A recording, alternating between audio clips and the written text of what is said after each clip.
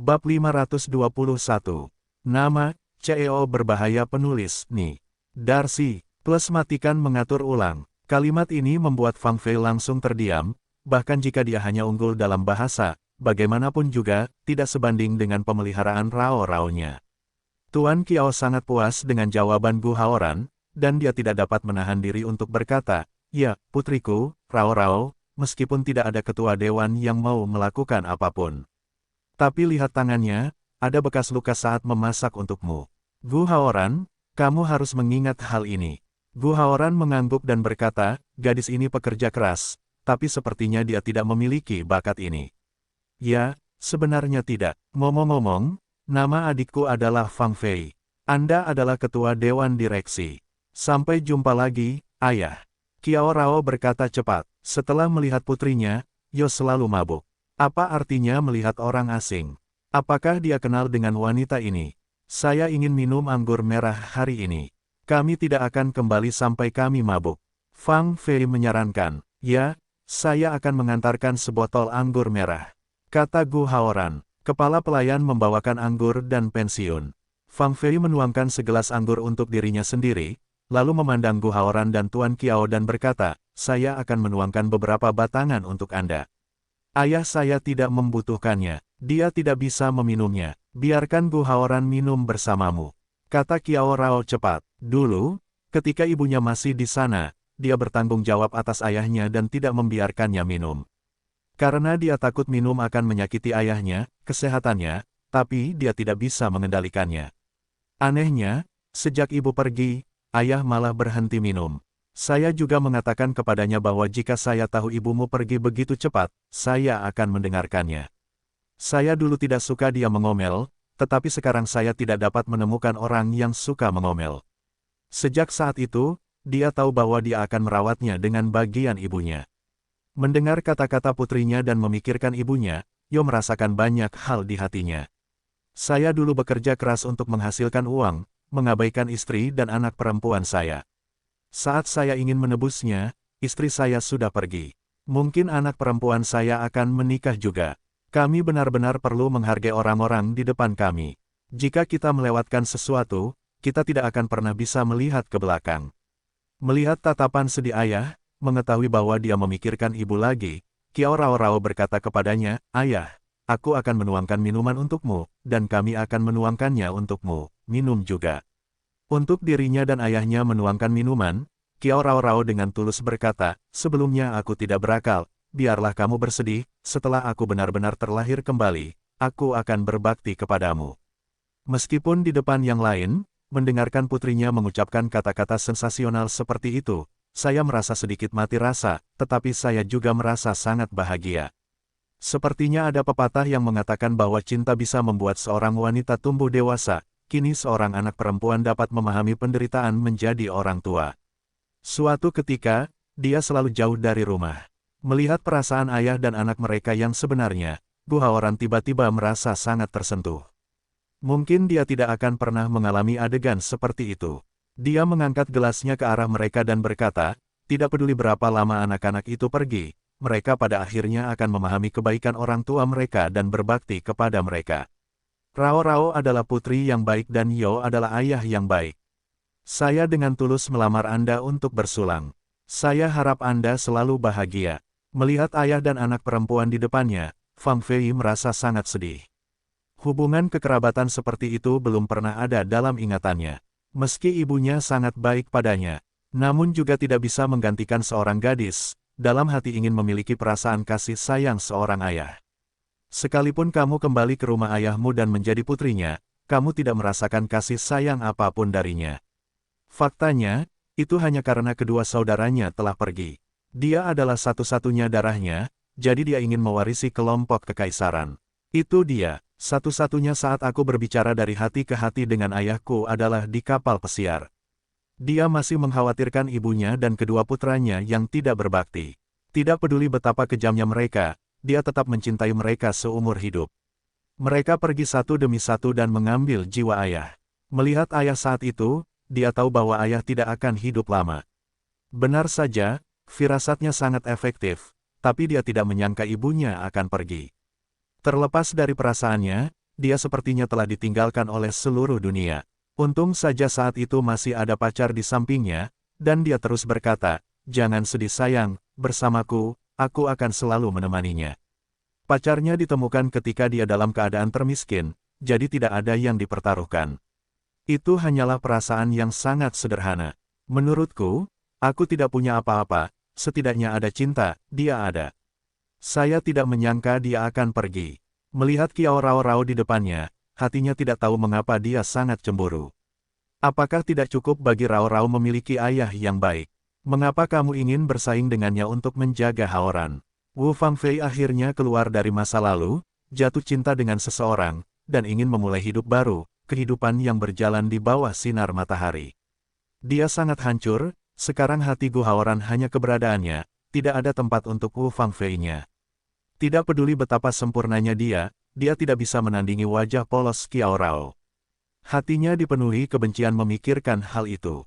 Faktanya, Kiao Rao Rao terlihat sangat baik padanya. Dia berteriak satu persatu, tapi siapa yang tahu jika dia berperan sebagai babi dan memakan harimau, berperan sebagai licik dengannya. Kalau tidak, mengapa dia dan Gu Haoran menjadi begitu baik dalam waktu singkat? Berjalan juga harus berpegangan tangan, sesekali saling menatap mata, juga penuh kelembutan. Melihat mata lembut Gu Haoran, hati Kiao Rao Rao hampir mabuk. Dia tidak dapat menahan diri untuk tidak mengangkat gelasnya dan berkata, "Saya rasa, saya sangat senang bisa bersama orang-orang kesayangan saya, ayah saya, saudara perempuan saya, dan..." Kalau berbicara tentang Gu Haoran, saya tidak tahu bagaimana mengatakannya. Tunangannya, seperti yang diketahui semua orang di ruangan ini, tidak demikian sama sekali. "Oke, minumlah untuk keluarga dan persahabatan." Fang Fei berkata tiba-tiba, lihat saja dia tidak mengatakan cinta, yaitu dia mengetahui hal-hal antara Gu Haoran dan putrinya. Yo tidak bisa menahan diri untuk tidak melihatnya. Rao Rao, gadis itu, sudah seperti ini sejak kecil. Selama orang lain baik padanya, dia akan menceritakan segalanya kepada orang lain. Dia tidak akan membuat pertahanan apapun. Menyalahkan diri sendiri karena tidak mengajarinya dengan baik sejak kecil, bertemu seseorang hanya mengucapkan kata 3 sen saja, tidak bisa melontarkan hati sepenuhnya. Ibunya adalah tipe orang yang sama, tetapi karena dia terlindungi dengan baik, dia tidak mengalami hal-hal buruk. Dia menghela nafas dalam hati dan berpikir, "Istriku, ini semua salahku. Aku hanya tahu cara membicarakan bisnis." Mengabaikan pendidikan putrinya membuat hidupnya terlalu sederhana, jadi dia tidak tahu bahwa orang itu berbahaya. Kecuali Gu Haoran, sepertiku, bisa melindunginya dengan sepenuh hati agar dia tidak terluka. Kalau tidak, itu tidak akan terpikirkan. Tidak tahu berapa lama harus minum, melihat Gu Haoran dan Fang Fei mabuk, Kiao Rao Rao tanpa daya berkata kepada ayah, "Bagaimana caranya? Mintalah pengurus rumah tangga untuk membantu, bantu wanita itu ke kamar tamu dan bawa Gu Haoran ke kamarnya." Dia memandang wanita itu dan bergumam, "Aku tidak tahu apakah itu disengaja, tapi aku minum terlalu banyak anggur. Kamu awasi dia nanti. Jangan biarkan dia masuk ke kamar seseorang di malam hari." Set, dengar ayah berkata begitu, Kiao Rao Rao ketakutan, melakukan tindakan melarang suara dengan tergesa-gesa. Tidak baik dia mendengarnya, saudari. Anehnya, ayah selalu menjadi orang yang sangat toleran. Entah kenapa dia tidak bisa menampung adiknya, yang membuatnya sedikit dilema. Meskipun saya sudah lama tidak mengenal Fang Fei, dia sangat baik pada dirinya sendiri, jadi Kiao Rao Rao menganggapnya sebagai kerabat. Melihat ayah dan pengurus rumah tangganya membantu Gu Haoran menaiki tangga, dia membantu Fang Fei ke kamar tamu berikutnya, melepas sepatu dan kaus kaki, dan mencuci wajahnya. Kemudian sesuaikan AC dan tutupi selimutnya. Ketika saya keluar, saya melihat ayah saya berdiri di depan pintu dan berkata sambil tersenyum, "Ayah, ayah sebaiknya tidur di sini, karena ada banyak kamar tamu di sini. Sepertinya dia sangat menghormatimu." Tapi ayah tidak tahu apakah itu hal yang baik atau buruk, kata Yo sambil berpikir. Awalnya, ia takut putrinya akan menderita kerugian saat mengurus keluarga. Dia takut dia akan menjadi seperti dia, tapi tidak ada hasil. Pada akhirnya, gadis itulah yang menderita kerugian. Namun kini dia dapat melihat bahwa putrinya sangat menyukai Gu Haoran. Dia sepertinya tidak akan menikah dalam kehidupan ini. Jika demikian, mereka selalu hidup di lantai atas dan bawah, tetapi juga tidak dapat memupuk perasaan apapun. Tapi seorang ayah tidak bisa mengajari putrinya untuk mengambil inisiatif, bukan siapa yang mengambil inisiatif. Namun kembangkan menjadi pelukan dan sebagainya, agar perasaan lebih stabil. Coba pikirkan, dia masih menelan kata-katanya. Sulit untuk memahami skala kedekatan tetapi tidak intim. Dia berkata dengan canggung, saya tidak tinggal di sini. Saya terbiasa tidur di rumah. Saya akan kurang tidur ketika berada di luar. Anda harus istirahat lebih awal. Faktanya, terkadang Anda sendiri harus berjuang untuk kebahagiaan, kamu tahu. Aku tahu, aku sudah berjuang untuk itu. Kiao Rao tidak tahu apa yang ingin dikatakan ayahnya. Jika itu memperjuangkannya, dia tidak pernah menyerah tidak peduli seberapa kerasnya dia. Lagi pula, tidak mudah untuk jatuh cinta pada seseorang, sehingga dia tidak akan mudah menyerah. Yo tidak tahu harus berkata apa. Dia berkata sambil tersenyum, kamu percaya ayah. Pria ini menyukaimu, tapi mungkin dia terlalu lambat. Sampai saat ini belum menemukannya, tapi dia menatap matamu, menyakiti hatimu, dan aku kepada ibumu juga demikian, sudah lama berhubungan dengannya. Aku tahu bahwa dia bukanlah pria yang kacau dan berair, dan tidak akan berhubungan dengan dua wanita sekaligus. Antara kamu dan wanita itu, keseimbangan dalam hatinya jelas bias terhadapmu. Jadi kamu harus memanfaatkan kesempatan ini untuk lebih dekat dengannya, tapi jangan salah paham. Cadangan gadis itu perlu, tidak bisa maksimal. Itulah langkah kuncinya. Pada titik ini, wajah Yo berwarna merah. Sebenarnya, jika ibunya masih hidup, itu lebih baik baginya. Sangat sulit bagi pria bertubuh besar dan putrinya untuk mengatakan hal seperti ini. Untungnya, dia masih mengatakannya. Mendengar perkataan ayah, wajah Kiao Rao juga memerah, masih berat banget buat ayah. Jadi orang yang feodal dan kaku, malah membiarkannya berinisiatif mengejar kebahagiaan, asalkan tidak sampai ke langkah yang paling kritis. Namun, upacara pertunangan antara Gu Haoran dan dirinya terkenal di seluruh kota. Jika suatu hari, saya akan meninggalkan keluarga saya khawatir ayah saya, yang paling menginginkan muka, juga akan kehilangan muka. Sekarang situasinya seperti itu, haluannya tidak berbalik. Aku benar-benar ingin berjuang, untungnya sekarang dia akhirnya melihat secercah fajar. Melihat tangan kanannya, hatinya penuh dengan rasa manis. Hari ini, dia memegang tangannya, tidak hanya sekali, tapi 2 kali. 2 kali secara alami dengan jari-jarinya, seperti kekasih pada umumnya, terasa menyenangkan. Bayangkan tangannya sendiri, malam ini enggan membasuh, sisa suhu tubuhnya, serta rasa cinta. Yah, begitu. Aku tahu apa yang harus kulakukan. Kalau begitu aku akan kembali dulu. Wanita ini sangat kuat. Kamu harus berhati-hati. Tahukah dia, aku tidak tahu apa yang dia maksud dengan datang ke rumahmu untuk memasak makan malam dan tinggal di rumahmu. Ayah, kamu terlalu banyak berpikir, tapi kamu hanya makan malam bersama teman-temanmu dan minum terlalu banyak, itu saja. Baiklah, ayah, aku akan mengajakmu keluar. Sebenarnya, tidak aman untuk keluar selarut ini. Mengapa tidak, bukankah kamu tinggal di sini? Yo menghela nafas dan berkata, meskipun ibumu sudah lama pergi, aku selalu meletakkan bantalnya di sebelahku. Rasanya dia masih di sini. Jika aku tinggal di luar, aku merasa dia akan khawatir aku tidak akan membiarkan dia khawatir lagi. Tidak selalu untukku dan untuk perusahaan. Dia ragu-ragu dan berkata, ayah, carilah istri yang bisa menjagamu agar aku bisa yakin. Selama bertahun-tahun, dia telah melihat kesetiaan ayah kepada ibu.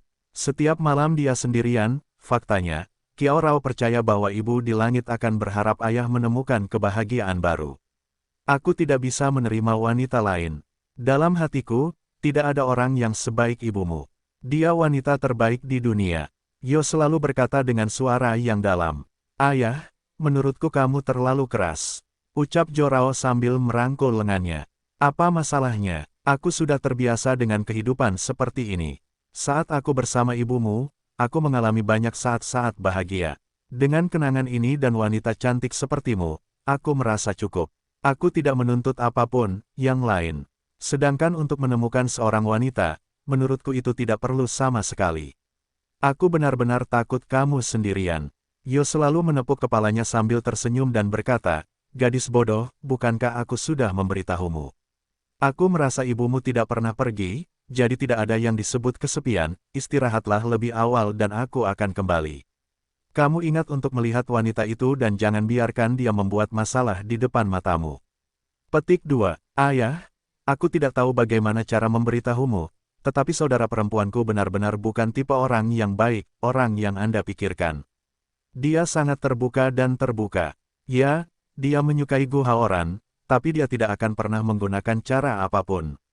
Fang Fei perlahan membuka matanya dan mendapati dirinya terbaring di ruangan asing. Dia terkejut. Perasaan pertama adalah dia dan pria yang tidak bisa dijelaskan, apa yang terjadi. Ini mengerikan. Saat ini, ada ketukan di pintu. Itu adalah suara Qiao Rao, kakak, bangunlah untuk sarapan. Dia menyisir dengan cepat, dan kemudian memastikan bahwa dia sedang minum di rumah tadi malam, dan kemudian mabuk. Lihat, tata letak di sini sangat sederhana. Ini harus menjadi ruang tamu yang berorientasi keluarga. Baiklah, keluarlah nanti. Meskipun itu kamar tamu, ada juga kamar mandi terpisah. Setelah selesai, dia keluar. Saat membayangkan bertemu Gu Haoran, dia juga mengecat riasan polos, tetapi tidak ada pakaian yang bisa diganti. Ketika mereka keluar, mereka sudah duduk di atas meja, dengan beberapa makanan ringan dan bubur di atas meja. Aku tahu kamu merasa sangat tidak nyaman setelah minum, jadi biarkan dapur menyiapkan ini. Apakah kamu masih terbiasa makan? Qiao Rao berkata dengan hati-hati. Sejujurnya, setelah mabuk, sangat nyaman untuk makan makanan kecil dan minum bubur. Tapi dia tidak menyukai perhatian Qiao Rao. Gadis itu terlihat konyol, tapi terkadang dia sangat berhati-hati dan perhatian. Gu Haoran berkata sambil tersenyum, aku hanya ingin dapur membantuku menyiapkan sesuatu yang lain. Gadis, kamu sangat perhatian. Sudah siap. Mendengar dia memuji dirinya sendiri, dia tidak bisa menahan kegembiraannya dan dengan cepat berkata, kamu minum lebih banyak. Bolehkah minum anggur sebanyak itu tadi malam? Dia menoleh ke arah Qiao Rao dan berkata, kakak, apakah kamu sudah terbiasa? Bagus. Qiao Rao menunduk untuk minum bubur dan berkata dengan ringan. Fang Fei, aku akan mengantarmu ke perusahaan nanti. Rao, kita akan bertemu seseorang pagi ini. Ya, itu Tuan Tao. Gu Haoran bertanya padanya sambil tersenyum, apakah kamu tahu siapa Tao? Entahlah, aku hanya tahu itu partner kita. Sepertinya perusahaannya sangat kuat. Kamu mungkin tidak mengenalnya, tapi kamu benar-benar mengenal putranya. Qiao Rao bertanya dengan aneh, saya tidak kenal putranya. Kamu lupa bahwa kamu berada di rumah Fang Fei. Siapa yang menyelamatkanmu? Itu adalah putra Tuan Tao sendiri dan satu-satunya. Untuk berterima kasih padanya karena telah mendidik putra yang begitu baik. Tidak pernah. Fang Fei mau tidak mau berkata.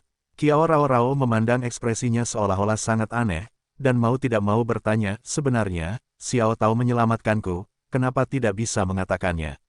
Jika Anda mengatakan hal seperti ini, saya khawatir Anda akan mendapat masalah di kemudian hari. Fang Fei berkata dengan tergesa-gesa, sebenarnya, Tao dan aku selalu berteman baik.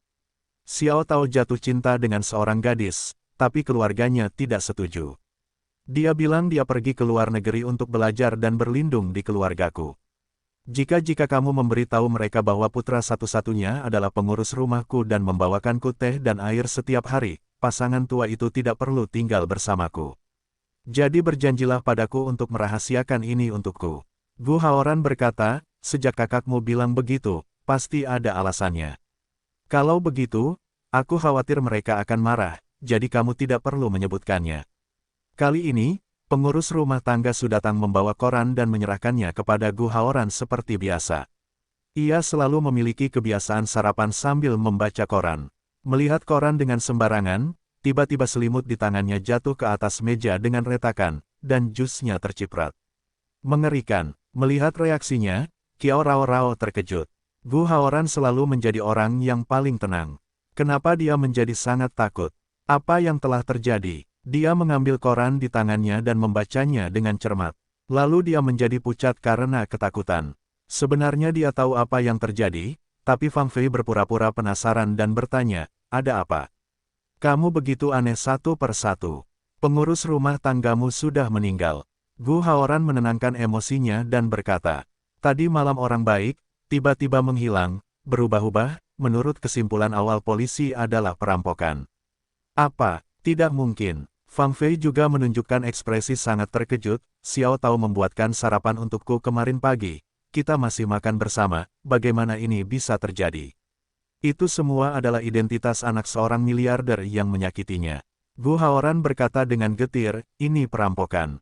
Seharusnya seseorang yang sudah menguasai identitasnya sebelum dia bisa menghadapinya seperti ini. Tapi merampok uang berarti merampok uang. Mengapa kamu ingin membunuh? Orang-orang ini cukup kejam. Air mata Fang Fei mengalir tanpa suara, dan berkata kepada mereka, sebenarnya, Xiao Tao ada di hatiku, sama seperti kakakku. Aku tidak menyangka, bagaimana aku bisa menjelaskan kepada orang tuanya. Kamu tidak boleh memberitahu orang tuanya tentang kehidupannya di rumahku. Kalau tidak, aku tidak akan bisa bertemu dengan dua teman baik ini. Gu Haoran ragu-ragu sejenak dan berkata, awalnya, saya pikir tidak perlu mengatakannya, tetapi sekarang situasinya berbeda. Sebagai orang dalam, kita harus dengan jujur memberi semua yang kita tahu kepada polisi, berprinsip dan sangat tegas. Tampaknya dia harus memulai dengan Qiao Rao, saudari, saya benar-benar tidak bisa mengatakannya. Saya khawatir orang tuanya akan salah paham dengan saya setelah dia tinggal di rumah saya, mengira saya sengaja mengambil putra mereka. Bahkan kematian Xiao Tao ada hubungannya denganku. Kalau dipikir-pikir, menurutku dua yang pertama itu besar. Pada titik ini, dia berpura-pura menutupi kepalanya karena kesakitan. Qiao Rao menatapnya dengan cermat, lalu berkata kepada Gu Haoran, saya pikir karena masalah ini tidak ada hubungannya dengan saudara perempuan saya tidak ingin melibatkan dia di dalamnya. Jika tidak, polisi akan meminta pengakuan, yang akan menghambat pekerjaan saudara perempuan saya. Gu Haoran, apakah menurutmu ini baik-baik saja? Yah, karena kamu berkata begitu, kami tidak akan terlibat dalam masalah ini. Lagi pula, Fang Fei, kamu tidak dapat membunuhnya, bukan? Dia bercanda. Fang Fei ketakutan dengan kata-katanya yang tiba-tiba, tapi dia segera menenangkan diri dan berkata, sebenarnya, aku sudah lama bersamanya. Selain orang tuanya, hal yang paling menyedihkan adalah aku. Memikirkan kebaikan Tao Zhenyu sedikit demi sedikit, dia tidak bisa menahan air mata. Melihat perasaannya yang sebenarnya, Gu Haoran menghela nafas dan berkata, hal-hal ini juga sangat merepotkan. Saat itu, kita harus sering pergi ke kantor polisi. Oke, dengarkan Rao. Kami semua bungkam tentang ini. Tidak ada gunanya melihat apa yang Anda katakan. Begitu Qiao Rao membuka mulutnya, Gu Haoran mendengarkan. Fang Fei sangat sedih. Sekarang status dirinya dan Rao di hatinya jelas berbeda, antara Tianbao. Dia adalah awan di langit, dia adalah lumpur di tanah. Rao, ayo kita pergi menemui Tuan Tao. Meskipun kita tidak memiliki hubungan intim dengan suami dan istri mereka, saya mengagumi sesepuh pusat perbelanjaan itu. Konon dia telah terlibat dalam kegiatan amal selama bertahun-tahun, tapi dia sangat rendah hati. Maukah kamu ikut dengan kami, Fang Fei? Gu Haoran juga menghela nafas memikirkan pasangan ramah itu. Fang Fei berkata sambil menangis, mereka dan saya telah berteman selama bertahun-tahun. Meskipun mereka lupa berteman satu sama lain, mereka biasanya sangat sibuk, tetapi mereka juga sangat peduli satu sama lain. Sekarang hal seperti ini terjadi di rumah mereka, keluarga, aku yakin aku harus pergi menemui mereka untuk pertama kalinya. Tunggu, aku akan mengatur perusahaannya. Ayo kita pergi ke sana bersama-sama.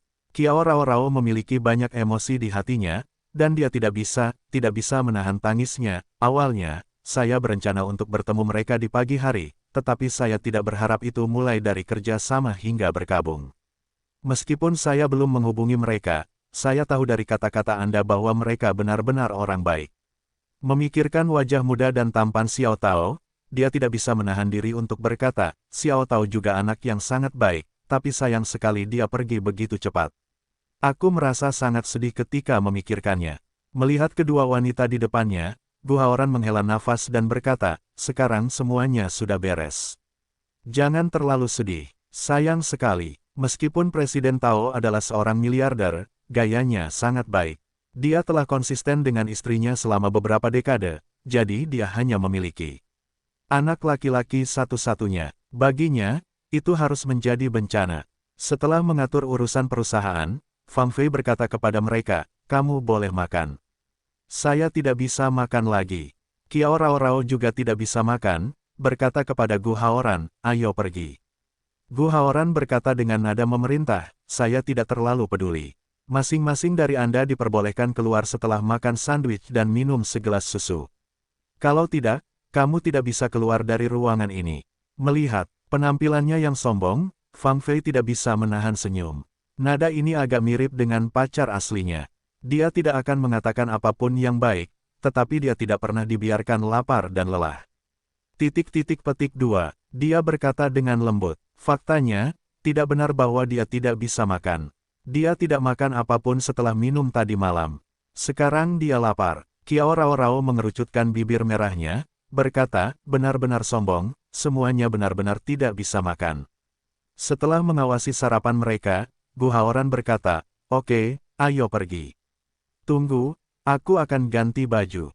Tapi aku tidak punya pakaian. Apa yang harus saya lakukan? Fang Fei tiba-tiba bereaksi bahwa dia mengenakan rok merah, yang tidak menghormati orang mati. Sekarang Xiao Tao telah pergi, tidak peduli apa, aku akan memberinya tumpangan terakhir. Melihat rok biru di tubuhnya, Kiao Rao berkata, adikku masih berhati-hati. Aku akan mengganti rok hitam juga. Ayo pergi bersama, kita hampir sama. Kamu hampir tidak bisa memakai pakaianku. Fang Fei memandang Rao. Apakah keduanya serupa? Apakah kamu jelas lebih baik dari dia? Gu Haoran secara pribadi pergi ke rumah Tao. Dia melihat pintunya terbuka dan terdengar semburan kesedihan dan musik. Setelah pengumuman tersebut, mereka pergi ke aula dan melihat Tuan Tao dan istrinya menangis. Melihat pemandangan seperti ini, Fang Fei tidak bisa mengungkapkan perasaan batinnya. Faktanya, ketika saya pertama kali mengambil alih kekaisaran, saya bertemu mereka dan mendapat banyak bantuan dari mereka. Saya selalu menganggap mereka sebagai teman baik. Hanya karena kehilangan pacarnya, nongkrong di klub malam, dan tanpa sengaja tidur dengan putranya. Itu bukan salahnya. Dia telah belajar di luar negeri sepanjang waktu. Dia tidak mengenalnya sama sekali. Awalnya, semua orang mengambil apa yang mereka butuhkan, dan ketika mereka bangun, mereka pergi ke jalannya sendiri, dan mereka merasa damai. Saya tidak menyangka nanti dia tahu bahwa dia adalah teman baik orang tuanya, atau dia jatuh cinta. Dia harus menjadi pengurus rumah tangga selama 3 tahun. Tidak seperti itu. Bagaimana mungkin sesuatu bisa terjadi nanti? Dia menghampiri pasangan itu dan berkata, sekarang dia sudah tiada, jangan terlalu bersedih. Maafkan aku. Fang Fei melihat Nyonya Tao benar-benar pucat sepanjang malam, dan dia tampak sangat tua. Jelas, dia tidak bisa menerima rasa sakit karena kehilangan putranya. Saya benar-benar tidak mengerti. Bukankah anak saya ada di luar negeri? Kok dia dibunuh begitu dia kembali? Semua jam tangan berliannya diambil oleh orang lain. Sudah lama saya katakan bahwa Lao Tao seharusnya tidak membelikan jam tangan sebagus itu untuknya. Sebuah jam tangan berharga puluhan juta, tetapi dia tidak mau mendengarkan. Bagaimanapun, itu semua adalah uang. Jika suamiku tidak memberiku hadiah ulang tahun ini, mungkin anakku akan melakukannya. Aku tidak punya hal seperti itu. Tuan Tao juga berlinang air mata, ini semua salahku. Ini adalah hadiah ulang tahunku yang ke-20 untuk putraku. Aku hanya berpikir kami bekerja sangat keras untuk anak-anak kami, jadi kami ingin memberikannya kepada mereka, hal terbaik di dunia. Tanpa diduga, kami menyakitinya. Mendengar bahwa mereka semua memutuskan itu adalah perampokan, Fang Fei merasa lega. Dia telah melihat jam tangan berlian Xiao Tao. Dia juga kagum bahwa Tao sangat besar. Dia bahkan memberikan puluhan juta hadiah di hari ulang tahunnya. Tampaknya orang yang dikirim oleh bos tidak datang sia-sia dan mendapat jam tangan yang bagus. Namun tidak mudah untuk menjualnya di Tiongkok. Harus dijual di luar negeri. Saya takut banget karena mereka rakus untung, mereka akan melakukan sesuatu untuk menjual jam tangan terkenal kemana-mana. Tidak baik jika mereka muncul. Sepertinya dia benar-benar perlu bertemu dengannya dengan aman akhir-akhir ini. Katakan padanya untuk tidak main-main dengan bawahannya, jika tidak, itu tidak baik untuk semua orang. Yah, jangan terlalu sedih. Aku hanya bisa mengatakan bahwa anak ini tidak punya kesempatan bersamamu. Dia putraku satu-satunya. Di usiaku, siapa yang kamu ingin aku andalkan ketika aku menjadi tua? Ya, siapa yang berhak mewarisi kekayaan yang telah aku kumpulkan dengan susah payah? Saat mereka berbicara, mereka menangis lagi. Melihat penampilan sedih mereka, Kiao Rao sudah menangis. Gu Haoran tahu bahwa dia adalah gadis yang sangat baik dan berkata kepadanya dengan suara rendah, "Baiklah, jangan sedih. Kamu akan mempersulit orang tua untuk kehilangan anak mereka." Ketika Qiao Rao mendengar ini, dia segera menyeka air matanya dan berjalan maju bersamanya. Melihat mantan manajer umum Tao yang bersemangat, dia seperti orang tua di senja hari. Gu Haoran tidak tahu harus berkata apa. Setelah sekian lama, dia berkata, "Tuan Tao, banyak hal telah terjadi. Saya harap Anda bisa lebih berpikiran terbuka dan bersabar. Faktanya, saya tahu ini hanyalah kata-kata kosmetik. Ada seorang lelaki tua berambut hitam di dunia yang berpikiran terbuka dan tenang. Lihat adalah mitra bisnis Gu Haoran, dan Fang Fei adalah teman baik selama bertahun-tahun. Tidak menyangka dia akan datang sepagi ini untuk menyampaikan belasungkawa. Terima kasih, Tuan Gu." Dia bangkit dan berkata, "Saya tidak tahu mengapa saya melihat Tuan Tao dan istrinya." Qiao Rao merasa sangat baik, jadi dia menghampiri mereka dan berkata, "Jangan terlalu sedih. Meskipun kita baru pertama kali bertemu, menurutku kamu sangat baik. Jika kamu tidak membenciku, perlakukan aku seperti itu, seorang putri." Dia tidak tahu bagaimana menghibur mereka. Dia hanya tahu bahwa Xiao Tao adalah dermawan penyelamat hidupnya. Dia tidak punya waktu untuk membalas kebaikannya. Sekarang hal seperti ini terjadi. Dia bersedia menggantikan Xiao Tao untuk berbakti kepada orang tuanya dan memenuhi keinginannya yang tidak terpenuhi. Mendengar Rao Rao mengucapkan kata seperti itu, Gu Haoran sangat terkejut. Tapi sangat terharu, gadis kecil ini, terlihat bodoh, tapi sangat tulus. Dia tidak akan mengucapkan kata-kata penghiburan yang kosong, tetapi dia bersedia melakukan sesuatu untuk orang lain dengan tindakan praktis. Jadi dia berkata kepada Tuan dan Nyonya Tao, "Ini adalah tunanganku Qiao Rao. Dia telah mendengar banyak tentang perbuatan baik Tuan Tao. Ini semua adalah perkataan yang benar. Biarkan dia datang kepadamu seperti seorang putri di masa depan." Tuan dan Nyonya Tao sangat terharu dan berkata, "Anda benar-benar memiliki istri yang baik. Anda akan bahagia di masa depan." Mereka menoleh ke arah Qiao Rao dan berkata, "Terima kasih, Nak. Meskipun tidak ada yang bisa menggantikan anak laki-laki, namun merupakan suatu keberuntungan memiliki anak perempuan yang baik dan cantik." Melihat pasangan Qiao Rao dan Tao Zong mengucapkan kata-kata seperti itu, nampaknya pasangan ini pun senang menerimanya. Fang Fei tidak bisa menahan sakit kepala, dia seharusnya tidak membiarkan Qiao Rao datang. Kebaikannya tidak dapat disimpulkan dari akal sehat. Hanya karena Xiao Tao menyelamatkannya, dia pasti akan memperlakukan Tuan dan Nyonya Tao seperti orang tuanya sendiri. Tapi, dia tidak boleh terlalu dekat dengan Tuan dan Nyonya Tao, jika tidak, jika suatu saat dia kelepasan, sesuatu yang besar akan terjadi. Memikirkan hal ini, dia tidak bisa menahan diri untuk tidak memegang tangan Qiao Rao dan berkata, "Kakak, Tuan dan Nyonya Tao adalah temanku dan teman suamimu. Kamu bilang jika kamu ingin menjadi putri mereka, generasi ini agak kacau, kan? Jika kamu menjadi putri Tuan Tao, bukankah suamimu adalah menantu laki-laki mereka?" Setelah mendengarkan kata-katanya, Tuan dan Nyonya Tao berkata kepada Qiao Rao dengan suara lembut, "Ayo kita berjalan-jalan sambil kerabat di masa depan. Adapun identitas ini, mereka tidak penting. Baiklah, saudari, ayo pergi dan tuangkan dupa." Fang Fei segera meraih tangan Qiao Rao dan berkata, melihat masalah mengenali putrinya telah berakhir, dia segera mengubah topik pembicaraan. "Baiklah," Rao berkata dengan lemah lembut. Mereka biasa menyalakan dupa. Qiao Rao menyalakannya dengan mudah dan pergi ke lintang. Namun aroma di tangan Fang Fei tidak bisa dinyalakan. Dia merasa sedikit tidak nyaman. Dia tidak akan sejahat itu. Dia menyerahkan dupa itu kepada Gu Haoran dan berkata, "Bisakah kamu membantuku? Hatiku merasa sangat sedih karena tanganku selalu gemetar, jadi aku tidak bisa menyalakannya." Gu Haoran naik untuk menyalakan dupa di tangannya dan dupa miliknya, lalu menyerahkannya padanya. Fang Fei berkata dalam hatinya, "Aku pergi, Tao Zhenyu. Kamu tidak ingin aku memberimu dupa, kan? Sungguh suatu tindakan." Qiao Rao berdiri di depan aula berkabung, memandangi rumah Xiao Tao penampilan. Dia merasa sangat sedih. Dia diam-diam berkata, "Meskipun kita hanya bertemu sekali, kamu telah menyelamatkan hidupku. Kamu dapat yakin bahwa orang tuamu, aku akan sering datang berkunjung, dan hati yang berbakti, aku harap kamu baik-baik saja." Setelah memberikan 3 penghormatan penuh hormat, Gu Haoran juga maju untuk memberi 3 penghormatan. Melihat wajah yang begitu muda dan energik, dia memikirkan perawatannya yang cermat di rumah Fang Fei dan makanan lezat yang dia masak, yang juga sangat disayangkan. Sebagai satu-satunya putra orang kaya, dia bisa melakukan banyak hal. Dapat dikatakan bahwa dia pasti anak yang luar biasa, tapi sayang sekali.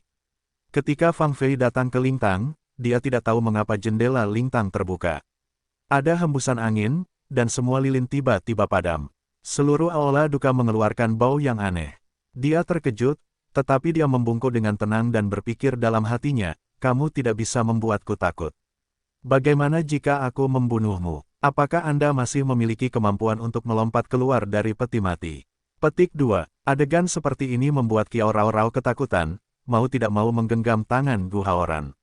Bagaimana rasanya seperti adegan dari film horor, adegan yang menipu mayat. Dia juga secara alami memeluknya dalam pelukannya lengan. Fang Fei, yang berada di sebelahnya, melihat pemandangan ini dan sangat cemburu. Mengapa Gu Haoran selalu melindungi Qiao Rao? Melihat ini, Nyonya Tao tiba-tiba kehilangan kendali atas suasana hatinya. Lao Tao, apakah kamu melihat itu? Putra kami meninggal secara tidak adil. Pantas saja saat kami mengenali jenazahnya, dia tidak meninggal dengan tenang. Sekalipun keluarga tahu kita bangkrut, kita harus menemukan pembunuhnya dan membiarkan dia mendapatkan hukuman yang pantas. Tuan, Tao memeluk istrinya dan berkata dengan tegas, istri, kamu benar. Bahkan jika saya kehilangan harta benda saya akan menemukan pembunuhnya dan membalaskan dendam putra saya. Anda dapat yakin bahwa jika kita membunuh putra-putra kita harus melihat mereka dijatuhi hukuman mati dengan mata kepala kita sendiri. Perkataan pasangan mereka membuat hati Fang Fei merinding. Sepertinya kali ini aku telah menimbulkan masalah besar. Ini adalah pasangan yang menganggap putranya sebagai takdirnya. Mereka juga kaya akan sumber daya finansial. Semoga masalah ini segera berlalu. Qiao Rao melihat bahwa mereka sangat sedih sehingga dia tidak dapat menahan diri untuk tidak melangkah maju untuk memegang Nyonya Tao dan berkata, kita akan menemukan pembunuhnya. Orang-orang yang tidak berperasaan ini akan dihukum. Melihat gadis itu begitu intim, Nyonya Tao mau tidak mau menepuk punggung tangannya. Jika ada putri yang begitu pintar, alangkah baiknya. Kamu adalah Zhou Rao. Kami juga berteman dengan ayahmu. Dia berkata dengan lembut, sepertinya dia telah mendidikmu dengan sangat baik. Qiao Rao dengan tenang berkata, ayahku sebenarnya tidak punya waktu untuk mengajariku, tapi dia adalah seorang pengusaha yang terbuka dan terbuka. Ini mengajar dengan memberi contoh. Dikatakan bahwa ibumu meninggal sangat awal. Sungguh tidak mudah bagi ayahmu selama bertahun-tahun. Kamu harus berbakti padanya di masa depan. Nyonya Tao berkata dengan tulus. Qiao Rao merasa malu untuk mengatakan, sebenarnya, saya dulunya adalah tipe orang yang benar-benar tidak mengerti. Masa pemberontakan itu sangat lama. Saya selalu merasa bahwa ayah adalah mesin penghasil uang. Dia tidak pernah peduli tentangku sama sekali. Dia tidak pernah benar-benar menemaniku tumbuh dewasa. Baru belakangan ini aku memahami usahanya yang sungguh-sungguh. Benar-benar tidak mudah baginya. Sejak aku memahaminya, aku telah memutuskan untuk berbakti kepadanya. Tidak ada kata terlambat selama kamu tahu apa yang terjadi. Anakku, yang sangat jauh dari suami istriku, selalu pergi ke luar negeri. Berbicara tentang putranya, Tao kembali menangis. Yah, jangan sedih. Qiao Rao memeluknya dan berkata, untuk pertama kalinya, dia merasa bodoh dan tidak bisa menghibur orang lain. Berkali-kali dia dipanggil Tao, jangan sedih. Yi Chu, ayo kita berbelanja bersama. Xia Tong bangun pagi, berdandan, dan berkata pada Yi Chu sambil tersenyum. Akhir-akhir ini, dia sangat tertarik dengan pertemuan keluarga seperti itu. Setiap saat, orang-orang ini diperbaiki. Mereka adalah Li Xin, Tuan Qin dan Bai Qin. Setiap kali ada meja besar berisi orang-orang, menghadap meja besar berisi sayuran, bahagia. Khususnya, Tuan Qin yang dingin dan Bai Qin yang lebih dingin, kini untuk membuatnya bahagia, telah berubah menjadi pistachio, selalu membuatnya tertawa setiap hari. Yi Chu adalah pria yang lembut, tapi biasanya mereka berdua di rumah, terlalu sepi. Terlebih lagi, mereka hanya berteman. Mereka tidak cocok untuk saat-saat tenang dan damai. Selain itu, keluarga Qin, besar dan kecil, sangat berbeda. Suasananya selalu hangat dan hidup. Biarkan apartemen kecil ini juga dipenuhi dengan semacam suasana rumahan. Awalnya, mereka adalah orang-orang terdekat dan favorit di hatinya. Setelah perawatan Lee Sin hari ini, dia secara bertahap mulai melepaskannya. Kenapa dia selalu bergumul dengan masa lalu?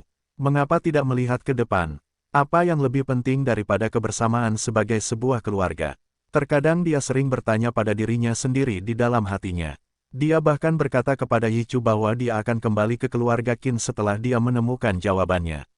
Yichu juga tampaknya sangat mendukung. Dia dapat melihat bahwa dia sedikit enggan untuk berpisah dengannya, tetapi dia tetap dengan tegas mengatakan bahwa dia berharap dia kembali. Oke, mari kita pergi. Melihat suasana hati Xiatong sekarang yang semakin tenang, Yichu sangat senang. Begitu mereka membuka pintu, mereka melihat Lee Sin berdiri di depan pintu. Yichu berkata sambil tersenyum, apakah kamu di sini untuk membantu? Saat ini, ketika memasuki hari istirahat, mereka sering membuat masakan dengan kombinasi dua pedang. Setiap masakan yang mereka buat dipuji oleh orang yang memakannya. Tentu saja, aku akan pergi berbelanja denganmu, Xiatong. Kamu bisa istirahat di rumah. Dia memandang Xiatong dan berkata. Xiatong segera mengerti dan mengangguk, pergilah. Hari ini mataharinya agak besar, aku takut matahari. Ayo pergi bersama. Sebenarnya dari lubuk hatiku yang paling dalam, Yichu tidak suka berduaan dengan Lee Sin, karena kebaikannya terlalu kentara. Selain itu, Xiatong juga seorang gadis yang bebas pilih-pilih. Dia adalah gadis paling nyata dan alami. Dia tidak pernah takut pada matahari, hanya untuk membantunya dan Lee Sin. Tapi dia dan Lee Sin, sama sekali tidak mungkin untuk bersama. Setelah jangka waktu bersama ini, dia lebih tegas dalam hal ini. Jika Anda adalah orang yang Anda sukai, Anda dapat membangunkan semua perasaan Anda dalam sekejap. Jika kamu tidak mencintai, meski itu lewat setiap hari. Dia dan Lee Sin jelas termasuk tipe yang terakhir. Berjalan berdampingan di supermarket, sambil memilih bahan, sementara tidak ada yang cocok untuk diajak ngobrol. Lee Sin merasa sangat senang. Yichu berkata, terima kasih banyak untuk hari-hari ini. Aku sudah berusaha keras pada Xiatong, dan sekarang dia menjadi lebih baik. Ini usahaku, tidak sia-sia. Haruskah kamu mentraktirku makan malam sendirian? Lee Sin berkata dengan tergesa-gesa. Yichu berkata sambil tersenyum, itu suatu keharusan. Sebelum aku pergi ke Australia, aku harus mentraktirmu makanan enak. Apakah kamu akan ke Australia? Lee Sin terkejut. Setelah menunggu bertahun-tahun, dia menjadi sedikit lebih dekat dengan dewa laki-laki dalam pikirannya. Dia akan pergi. Yichu mengangguk dan berkata, iya, seorang teman di sana telah membuka firma hukum, dan itu sangat bagus. Biarkan saya lewat. Sekarang saya di sini, dan tidak ada gunanya. Setelah mendengarkan kata-kata ini, Lee Sin ingin bertanya, apakah tidak ada orang yang kamu rindukan di kota ini atau bahkan di negara ini? Lama sekali, dia tiba-tiba bertanya, meskipun Xiatong sudah jauh lebih baik, tapi bagaimanapun juga belum pulih. Bagaimana kamu bisa mempercayai dia untuk tinggal di sini sendirian? Bagaimanapun, dialah orang yang paling kamu sayangi. Yichu berkata terus terang, Xiatong benar-benar orang yang paling aku sayangi. Sejak ibuku pergi, satu-satunya hal yang aku pedulikan di hatiku adalah dia. Mendengar dia begitu terus terang, Lee Sin terdiam dan berkata untuk waktu yang lama, dalam hal ini, bagaimana dia bisa pergi pada saat yang paling kritis dalam hidupnya? Perlakuan ini tidak baik untuknya. Tidak bisakah kamu melihat bahwa kamu adalah pendukung spiritualnya sekarang? Bukankah kita, sebagai teman baiknya, harus menyaksikan kesembuhannya dengan mata kepala sendiri? Lee Sin tahu bahwa pada saat ini, hanya keluar dari Xiatong yang dapat menghentikannya untuk pergi.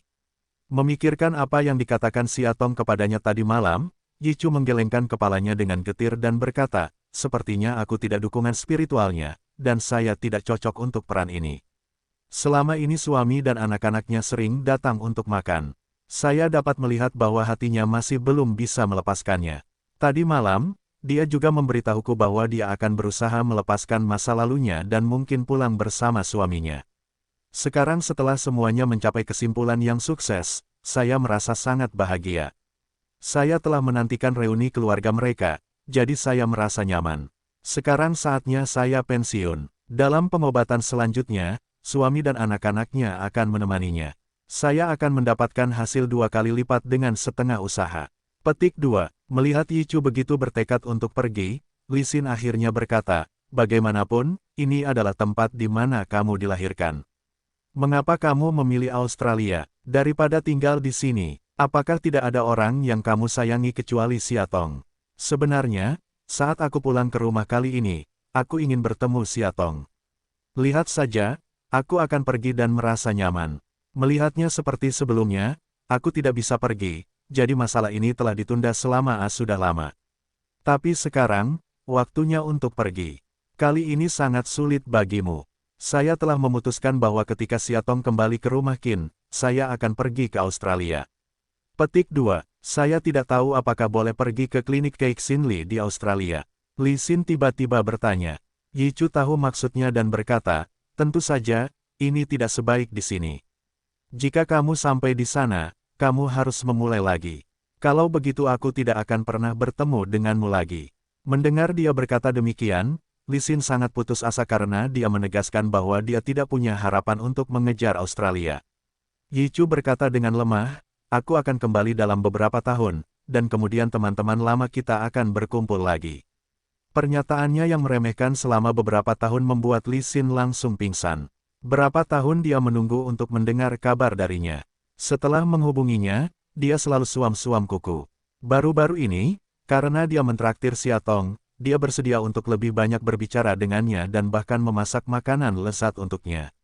Semua ini akan hilang seiring dengan sembuhnya penyakit Siatong. Awalnya, kondisi Siatong hampir pulih, selama dia bekerja lebih keras. Tapi sekarang dia memutuskan untuk menghentikan usahanya, karena selama Siatong pulih, Yi Chu akan pergi. Apa yang kamu pikirkan? Yi Chu melihat wajahnya tidak bagus, bertanya dengan tergesa-gesa. Li Xin dengan cepat menyamar, tentu saja, saya mencoba membuat sesuatu yang lezat untuk semua orang. Sejujurnya, Anda tahu situasi saya. Saya belum pernah bersenang-senang bersama keluarga. Selama ini bersama Anda sudah seperti saudara dan saudari. Ada bayi yang aneh, setiap makan sangat membahagiakan. Sejujurnya, jika Anda pergi ke Australia, saya tidak tahu kapan Anda akan mendapatkan reuni yang begitu membahagiakan. Petik 2. Sebenarnya, saya menikmati hal seperti ini hidup sangat banyak. Sejujurnya, saya tidak takut dengan lelucon Anda. Saya merasa sangat senang bisa bergaul dengan Siatong siang dan malam. Setelah dia menikah, saya pikir tidak akan ada lagi kesempatan seperti itu. Kali ini sepertinya waktu itu aku mencurinya. Aku sangat senang, karena setiap hari aku bangun, aku bisa melihat wajahnya, berbicara dengannya, dan membuatkan dia sarapan yang lezat. Baguslah dia bahkan sangat bergantung padaku. Yi Chu menghela nafas dan berkata, saya tahu saya bodoh, tetapi saya merasa puas memiliki kenangan seperti itu. Siatong sekarang adalah seorang istri, dan saya telah melakukan kontak dengan suaminya sebelum mereka menikah. Dia benar-benar presiden yang sangat dingin dan sombong, dengan suhu minus 50 derajat. Sekarang demi Siatong, dia telah terlahir kembali dan menjadi pria yang hangat. Tidak peduli betapa Siatong menyalahkannya, membencinya, atau bahkan membencinya, dia tidak pernah menyerah. Keyakinannya hanya satu, yaitu menjaga istrinya dan menantikan kepulangannya. Petik 2. Aku juga tahu itu, kata Li Xin dalam mulutnya dan berkata dalam hatinya, tapi itu tidak mungkin. Aku tidak akan membiarkan Siatong pulang bersama suaminya. Kalau tidak, aku akan kehilangan Yi Chu selamanya. Saya telah menunggu selama bertahun-tahun sehingga saya tidak dapat merindukannya lagi. Baginya, aku bersedia menjadi iblis paling kejam. Petik 2. Sekarang mereka telah melalui banyak hal, saya sangat senang mereka akhirnya bisa menjaga awan tetap terbuka dan melihat bulan. Selain itu, Presiden Qin dan saya telah menyelesaikan perbedaan kami dan menjadi teman baik. Ini adalah sesuatu yang tidak pernah saya pikirkan. Di masa lalu, setiap kali kami bertemu, karena Siatong, kami semua berada dalam bahaya. Namun kini kami bisa menikmati waktu tenang bersama, minum-minum, ngobrol, bahkan ngobrol dari hati ke hati. Punya teman seperti suami istri saja sudah cukup bagiku. Tentu saja, saya sangat berterima kasih kepada orang-orang, dan juga Anda, yang tidak menyesal membantu saya. Setiap kali saya tidak berdaya menghadapi Siatong, Anda menginjak roda angin dan api untuk membantu kami. Terima kasih banyak. Petik 2. Dia melihat ke arah Li Xin. Faktanya, dia pergi kali ini untuk mematahkan pikirannya. Li Xin adalah wanita luar biasa yang telah menyia-nyiakan waktu bertahun-tahun untuknya. Dia telah memutuskan untuk mengembara sepanjang hidupnya, jadi jangan biarkan Li Xin menunggu lebih lama lagi. Teman sekelas lama, dengarkan nasihatku, aku tahu perasaan apa yang paling melelahkan, yaitu jatuh cinta pada orang yang tidak akan pernah bisa bersama.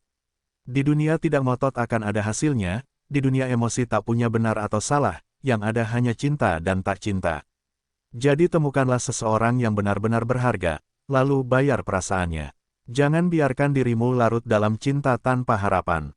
Aku akan selalu jadi teman baikmu dalam hidupku. Jika suatu hari kamu membutuhkan bantuan, selama kamu punya kata-kata, aku akan berlari kepadamu dan menjagamu. Mungkin ketika kita tua, kita benar-benar bisa tinggal di panti jompo yang sama, katanya sambil tersenyum. Ketika dia memikirkannya, dia pikir itu salah. Katanya, lebih baik aku hidup sendiri. Wanita cantik dan pintar sepertimu akan mempunyai keluarga yang sangat bahagia. Dengar, dia mengatakan banyak hal. Sebenarnya hanya ada satu tema. Tidak peduli sekarang atau di masa depan, dia tidak akan menyukainya. Tidak apa-apa merawatnya, tapi sangat mustahil untuk mencintainya. Sambil tersenyum pahit, dia berpikir dalam hati, pujian sebesar apapun tidak sebanding dengan kata-kata tanpa cinta. Jika aku benar-benar sebaik yang kamu katakan, mengapa kamu lebih memilih untuk memegang mimpi yang tidak akan pernah menjadi kenyataan, daripada menerima keberadaanku? Tapi sangat mustahil bagimu untuk meninggalkanku ke Australia. Karena aku tahu kelemahanmu. Selama Siatong tidak sehat dan belum kembali ke keluarga Qin, kamu tidak bisa membiarkannya pergi. Memikirkan dalam hal ini, dia berpura-pura santai dan berkata, "Yah, ini adalah kata penutup. Kamu ingat apa yang kamu katakan. Saat aku membutuhkannya, aku akan menginjak roda angin dan api dan turun dari langit, oke? Itu suatu keharusan." Yi Chu sangat berterima kasih padanya, terutama kontribusinya pada Siatong. Padahal, sebagai wanita yang mencintainya, perlu banyak pengukuran untuk memperlakukan wanita yang dicintainya dengan sepenuh hati. Dia benar-benar seorang wanita di antara wanita. Jika ada yang menikahinya, dia sangat beruntung. Saya harap dia dapat menemukan putranya sendiri, tidak seperti dia, ditakdirkan mati sendirian. Tanpa kehidupan Siatong, warnanya abu-abu, jadi semuanya tidak masalah. Tidak peduli di sini atau di Australia, tidak peduli dengan siapa, tidak ada perbedaan. Dia ditakdirkan untuk menjadi satu-satunya wanita yang pernah dia cintai dalam hidupnya.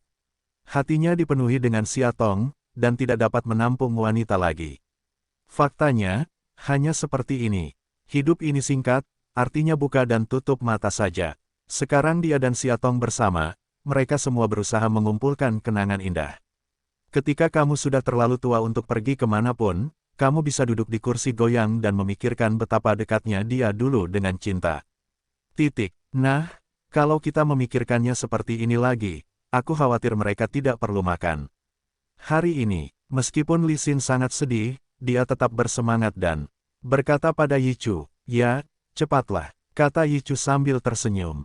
Dengan tas besar dan kecil berisi bahan-bahan di rumah, masuk ke dalam kamar, terdengar tawa bahagia Siatong. Melihat senyumnya yang begitu cerah, Yi Chu tidak bisa mengatakan apa yang dia rasakan.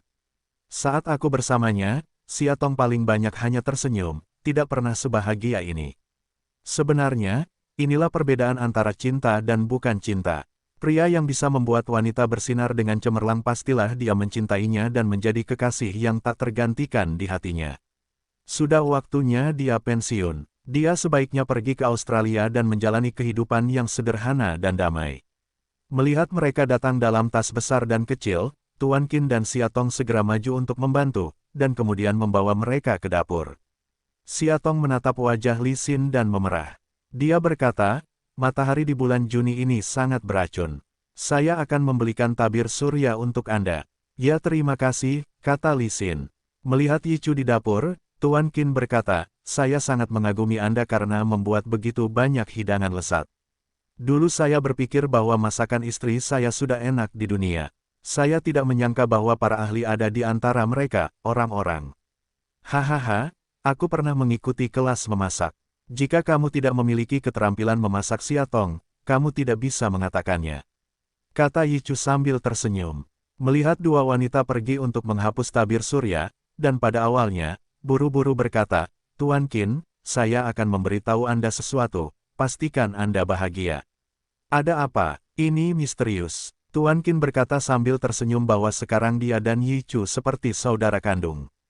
Yi Chu meletakkan bahan-bahan di tangannya dan berkata dengan sungguh-sungguh kepadanya, aku sudah lama berbicara dengan istrimu tentang hatiku tadi malam. Tuan Qin bercanda, saya sangat iri padamu. Saya sudah lama tidak berbicara dengan istri saya. Apa yang Anda katakan? Dia telah membuat pernyataan kepada saya bahwa dia mungkin mempertimbangkan untuk pulang. Yi Chu berkata dengan gembira. Mendengar kabar baik tersebut, Tuan Qin sangat senang dan berkata sambil tersenyum, benarkah? Saya akhirnya melihat fajar kali ini. Bolehkah saya membawanya pulang hari ini? Anda tidak sabar, Yi Chu bercanda. Tentu saja, kamu tidak tahu. Dulu ketika Xiaotong ada di rumah, dia sangat berisik, dan rumahnya sangat berisik setiap hari. Aku tidak pernah tahu apa artinya kesepian. Sekarang, di rumah, bayinya juga malas ngomong sama aku. Aku terbaring sendirian di kamar yang dingin. Benar-benar seperti tidur di peti mati yang besar. Aku merasa seperti sedang menunggu kematian.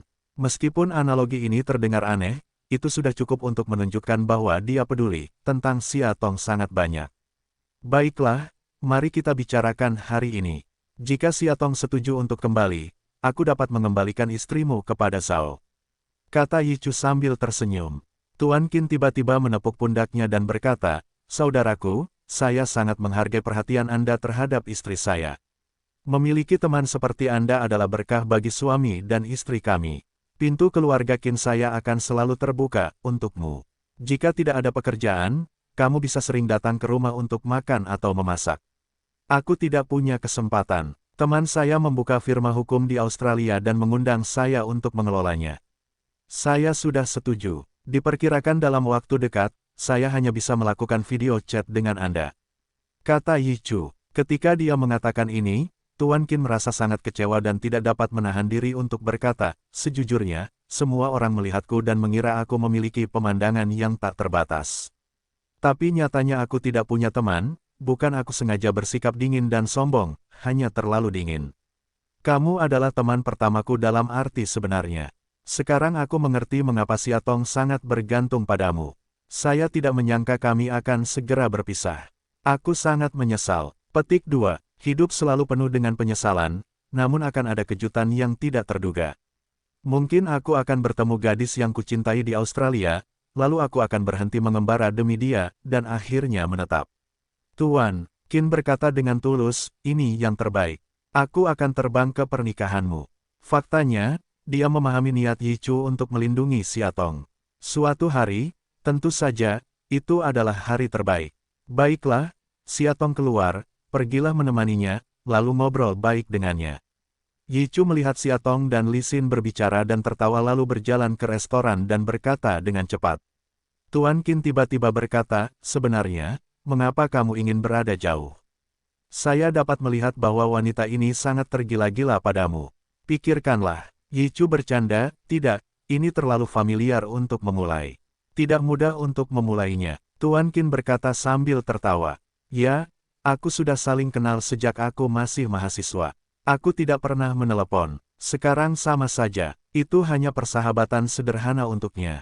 Lagi pula, aku akan pergi. Tidak ada pengikut di antara kita. Di paling banyak, kami saling menyapa di internet. Li Xin adalah wanita yang luar biasa. Jika Anda memiliki orang sukses yang cocok, Anda dapat membantunya memimpin. Petik 2. Tidak ada masalah. Saya khawatir dia sudah banyak berpengalaman, tapi Wushan bukan awan, jadi aku tidak bisa menahannya. Aku bisa melihat dia tergila-gila padamu. Kata Tuan Qin. Lihat Li Xin masuk, dia keluar, sekarang bayinya juga keluar untuk bermain. Yi Chu dan Li Xin sedang sibuk memasak. Mereka dapat berbicara baik dengan Xiaotong. Dia datang ke ruang tamu, duduk di samping Xiaotong dan berkata, kamu gadis pemalas, maukah kamu masuk dan membantu? Bukannya aku malas. Aku ingin memberi mereka lebih banyak waktu bersama. Aku sudah lama menikah denganmu. Pekerjaan rumah apa yang tidak aku lakukan? Tanyakan pada dirimu sendiri, kata Xiaotong sambil tersenyum. Memikirkan caranya dia sibuk setiap hari sebelumnya, Tuan Qin merasa sangat tidak nyaman. Dia tidak dapat menahan diri untuk tidak memegang tangannya dan berkata, "Ya, orang mengira kamu menikah dengan keluarga kaya, dan sepertinya kamu menikmati kebahagiaan. Siapa tahu kamu suka melakukan semuanya sendiri dan menjaga aku dan anak-anakku. Setelah bertahun-tahun bekerja keras, aku berhutang perjalanan bulan madu padamu. Saat itu, saya sedang mengandung bayi Qin, dan saya tidak bisa keluar. Jika saya memiliki kesempatan ini, saya akan menyerahkan segalanya dan menemani Anda berkeliling dunia." Tiba-tiba dia berpegangan tangan, wajah Xiaotong memerah, sudah lama sekali tidak dekat dengan suaminya. Terlihat dia selalu merasa kasihan padanya. "Sebenarnya, saya sangat bahagia saat itu. Anda kembali menemani saya segera setelah Anda pulang kerja, dan tidak pernah keluar untuk bersosialisasi. Aku bisa memasak makanan dan membelikan pakaian untukmu. Saya merasa sangat bahagia, selalu merasa bahwa cinta kembang api seperti ini adalah yang paling stabil dan tepat." Tuan Qin tiba-tiba bertanya, "Apakah kamu ingin kembali ke cinta kembang api seperti itu untukku, dan kita akan terus hidup bahagia?" Mendengar kata-katanya, Xiaotong sedikit ragu. Sejujurnya, dia mulai bimbang. Selama periode waktu ini, di bawah bimbingan psikologis Li Xin, meskipun dia sesekali berpikir untuk patuh, dia bisa merasa lega. Apakah ini berarti dia bisa kembali ke rumahnya yang dulu? Kalaupun ada jejak putrinya di mana-mana, dia tidak akan sedih, tidak akan kambuh lagi. Melihat dia bimbang, Tuan Qin berkata, "Istriku, sungguh sepi tanpamu. Saya sangat berharap kamu bisa pulang, dan sayang, dia baru berusia 8 tahun. Apakah menurutmu dia benar-benar bisa meninggalkan ibunya? Dia hanya berpura-pura kuat agar kamu tidak khawatir. Faktanya, dia sangat kesepian di hatinya. Kamu adalah istriku dan ibunya. Bagaimana kamu bisa begitu kejam dan meninggalkan kami seperti ini?" Berbicara tentang emosional di tempatnya, dia meletakkan tangan Xiaotong di wajahnya dan berkata dengan lembut, "Aku tidak bisa hidup tanpamu, istriku, bayi kita, dan kamu." Saat ini, Xiaotong merasa pusing. Sekarang saatnya menentukan pilihan. Li Xin melihat keluar dapur dan melihat Presiden Qin memegang tangan Xiaotong dan meletakkannya di wajahnya. Rasanya seperti anak kecil, penuh ekspektasi. Ekspresi wajah Xiaotong sangat rumit, dengan kelembutan dan kebingungan. "Sepertinya Anda akan membuat beberapa keputusan sulit." Li Xin tahu pasti suaminya yang ingin mengambilnya kembali. Jika Anda tidak menghentikannya tepat waktu, semuanya akan berakhir. Selama Xiaotong mengangguk, suaminya akan membawanya pergi. Segera setelah Anda berangkat dari sini, Yichu akan memesan penerbangan ke Australia. Maka dia tidak akan pernah melihatnya lagi. Artinya, dia melepaskan karirnya di sini dan pergi ke Australia. Tanpa Xiaotong, mereka sesekali makan. Biarkan saja Xiaotong terus tinggal di sini, dia punya harapan untuk mendapatkannya. Memikirkan hal ini, dia segera mengambil semangkuk makanan yang baru dimasak dan keluar. "Xiaotong, ini iga asam manis favoritmu. Maukah kamu mencobanya?" katanya sambil tersenyum. Melihat dia keluar, Xiaotong dengan cepat memberi isyarat kepada manajer umum Qin untuk melepaskannya. Dia hanya berpegangan erat. Kepada Li Xinsuo, "Saya pikir istri saya sudah membaik sekarang. Li Xin, bolehkah saya membawanya pulang untuk memulihkan diri?" Li Xin mengerutkan kening dan berkata, "Sejujurnya, ini tidak terlalu bagus. Ada banyak kenangan masa lalu. Saya khawatir dia tidak bisa mengendalikan emosinya." Tuan Qin berpikir sejenak dan berkata, "Saya pikir Anda benar. Lingkungan seperti itu tidak terlalu baik." Dia mengambil ponselnya dan menelepon, "Cepat belikan aku villa dengan lingkungan yang bagus dan pindahkan barang." Li Xin memandangnya dengan tidak percaya. Pria ini benar-benar iblis gila yang mencintai istrinya. Karena kesalahan kecilnya dalam menyesuaikan diri, dia menghabiskan banyak uang untuk membeli sebuah villa dan seluruh keluarga pindah. "Apakah tidak apa-apa?" Tuan Qin bertanya. Untuk sementara, Li Xin tidak tahu harus berkata apa. Saat ini, Yichu keluar dan berkata, "Xiaotong, kamu sudah lama keluar. Sudah waktunya untuk kembali." Xiaotong berkata sambil tersenyum, "Kamu tidak menyukaiku." "Ya, aku hanya tidak menyukaimu. Cepat pulang untuk mengajari suami dan anakmu. Aku juga akan pergi ke luar negeri." Mendengarkan kesunyian mereka, Qin tidak bisa menahan tawa. Persahabatan mereka, yang sebelumnya tidak dapat dia pahami atau terima, kini berbeda. Setelah sekian lama bergaul dengan Yichu, aku tahu bahwa dia adalah pria yang selembut batu giok, dan orang-orang yang bersamanya akan seperti angin musim semi. Ya, Siatong, kamu juga harus pulang. Mendengar apa yang dikatakan psikolog, Tuan Qin tiba-tiba muncul senyuman seperti anak kecil. Siatong, kamu harus mendengarkan kata-kata dokter, atau makan makanan ini, kamu ikut aku pulang. Dan aku harus melakukan penilaian psikologis untuknya akhir-akhir ini untuk memastikan suasana hatinya stabil sebelum dia bisa mengikutimu pulang. Terserah kamu. Presiden Qin sangat berterima kasih kepada Li Xin dan menuruti kata-katanya. Li Xin dengan dingin menatap satu mata Siatong, sepertinya dia memiliki keahlian unik yang bisa menghentikan semua ini. Saat ini, bayi yang sedang bermain di balkon masuk. Tuan Qin tidak bisa menahan kegembiraannya dan berkata kepadanya, "Sayang, ibu berjanji untuk pulang. Apakah kamu bahagia?" Mendengar kabar tersebut, sang bayi sangat bahagia. "Bu, bisakah kita pulang setelah makan malam hari ini?" Kata bayi itu penuh harap. "Saya khawatir tidak hari ini, karena ibu tidak ingin tinggal di rumah asli kami. Saya khawatir saya akan memikirkan sesuatu yang tidak menyenangkan." Tuan Qin menjelaskan dengan sabar. Bayi pintar Bing Sueming segera mengerti dan berkata, "Tidak masalah. Di mana ibu? Di mana rumahnya? Di mana ibunya? Di mana rumahnya?" Membuat Siatong langsung terharu. Mau tak mau aku memeluk bayi itu dan berkata, "Maaf sayang, aku akan pulang bersamamu beberapa hari lagi." Melihat mereka, mata Tuan Qin memerah. Ini adalah hari-hari yang dia nantikan untuk berkumpul kembali dengan keluarganya. Ini adalah hari di mana kungfu layak bagi mereka yang ingin melakukannya. Ketika Anda bisa mendapatkan putri Anda kembali adalah kepuasan yang sesungguhnya. Melihat ketiga anggota keluarga mereka, Yichu juga sangat tersentuh. Dia berkata sambil tersenyum, "Keluarga bahagia, aku ingin menikah." Mendengar ini, Li Xin memberinya tatapan penuh arti. Apakah itu benar? Jika benar, dia ada di sini, menunggunya entah dia mencintai atau tidak. Melihat Yichu, dia hanya bercanda. Melihat hidangan berwarna-warni di atas meja, Siatong berkata dengan penuh rasa terima kasih, "Hari ini, saya sangat berterima kasih kepada Anda dan Li Xin, yang satu telah menggemukkan saya, yang lain karena telah memberi saya kedamaian spiritual dan menemani saya melewati masa-masa tersulit. Selalu jadilah teman baikku, dan aku akan selalu mengingat kebaikanmu kepadaku." Yichu mengerutkan kening dan berkata, "Aku tidak menyukaimu seperti ini. Kita semua adalah teman lama selama bertahun-tahun. Kamu sangat sopan padaku. Jika kamu mengatakan itu lagi, kamu dapat membawa suami dan anak-anakmu bersamamu sekarang." "Baiklah, tidak lagi," kata Siatong sambil tersenyum. Di samping bayi itu, menatapnya, berkata, "Paman curang, aku tahu kamu baik-baik saja kepada ibuku, tidak akan melakukan ini padanya." "Hahaha, begini, tipuanmu terlalu mudah untuk menipu anak-anak, jadi jangan berpura-pura. Saya akan mengantar Siatong pulang dalam beberapa hari.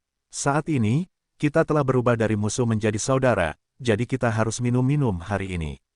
Petik 2. Ya, aku takut pada sesuatu di rumahku. Jika itu masalah besar, aku akan jatuh ke sofa dan pergi tidur. Yichu berkata sambil tersenyum bahwa suasana hatinya saat ini juga sangat kompleks, yang bisa dikatakan campur aduk. "Saya sangat ingin mengambil kesempatan ini untuk minum enak. Jangan biarkan Yichu minum. Dia tidak minum sebanyak kamu." Siatong dengan cepat mempertahankan Yichu. Tuan Qin berkata sambil tersenyum, "Saya dapat melihat bahwa lengan istri saya sekarang mengarah keluar." "Istri saya, hari ini adalah hari yang paling membahagiakan bagi saya." Ada semacam perasaan pulih. Merah, sedikit sedih. Bagaimana rasanya disalahpahami oleh istri saya? Bagaimana rasanya ditinggalkan olehnya? Hatinya benar-benar sangat pahit, tetapi memikirkan masa lalu bersama Siatong, memikirkan cintanya pada rumah, dia masih menyimpannya dengan hatinya, percaya bahwa akan selalu ada hari pemecah kebekuan di antara mereka. Sekarang dia akhirnya mendapatkan apa yang diinginkannya, dia sangat berterima kasih kepada Yichu. Jika dia tidak selalu berbicara baik untuk dirinya sendiri di depan Siatong, bagaimana mereka bisa menghindari begitu banyak jalan memutar dan bersatu kembali? Memikirkan hal ini, dia dengan tulus berkata, "Sebenarnya saya harap Anda tidak pergi ke Australia. Di sini, sesuai dengan tingkat profesional Anda akan memiliki perkembangan yang baik. Atau kita bisa bekerja sama di sebuah firma hukum. Dan Anda bisa kelola itu. Menurutmu tidak apa-apa?" Bagaimana saya bisa melakukan itu?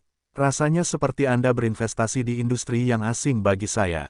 Saya tahu Anda baik hati dan tidak ingin saya merantau ke negara lain, tapi saya berjanji kepada teman-teman saya. Jangan khawatir, dia akan menjagaku ketika aku sampai di sana. Aku tidak akan merasa kesepian. Siatong dengan enggan berkata kepada Yichu, Yichu, kamu sangat mampu. Mengapa kamu memilih pergi ke luar negeri untuk pembangunan? Sulit untuk dilihat Anda di masa depan. Kami sudah bertahun-tahun tidak bertemu Anda. Sekarang Anda pergi ke Australia, kami tidak tahu kapan kami bisa bertemu. Mengapa kami tidak bisa tinggal di sini untuk pembangunan? Kami bahagia bersama. Petik 2. Konyol nak, bagaimana kita bisa bersama? Kamu punya keluarga, anak-anak, dan cinta serta kasih sayangmu. Di duniamu, aku hanyalah bayangan yang bisa diabaikan. Yichu melihat idenya yang masih polos, bukan karena sedih, berpikir diam-diam di dalam hati. Ketika saya ingin bertemu dengannya, saya pergi ke rumahnya setiap hari untuk makan. Nyatanya tak bisa dipungkiri kalau ia masih belum bisa menghadapi hubungan baik seperti itu di antara mereka. Merasa sangat sedih di hati, mungkin bersembunyi sampai ke ujung bumi, akankah suasana menjadi tenang?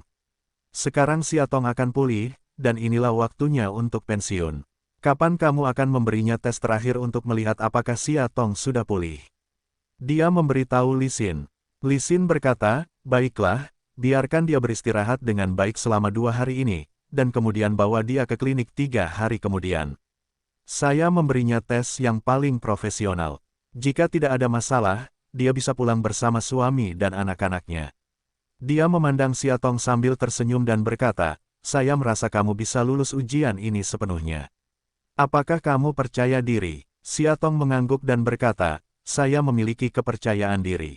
Tuan Qin berkata kepada bayinya, nak, kita bisa menunggu 3 hari lagi untuk menjemput ibu pulang. Ayah, 3 hari seperti 1 tahun bagimu. Bayi itu berkata seperti orang dewasa kecil, akhir-akhir ini ayah kesakitan, dia ada di mata, sakit di hati, tapi tidak tahu bagaimana menghiburnya. Terkadang, karena tak sanggup menghadapi kesedihan ayahnya, ia malah memilih bersembunyi di kamar tanpa berbicara dengannya, sekadar melukis. Mungkin dia yang seperti ini membuat ayah semakin merasa kesepian. Setelah makan malam, Siatong berkata, saya akan membersihkan piring. Saat ini, ponsel Tuan Qin berdering.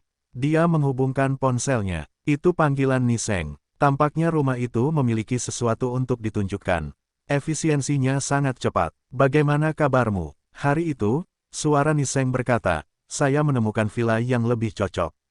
Pengembang real estate ingin menambahkan 20 juta yuan. Tuan Qin, lihat, 20 juta adalah 20 juta. Sebaiknya segera lakukan, beli sekarang, lalu bersiap untuk pindah.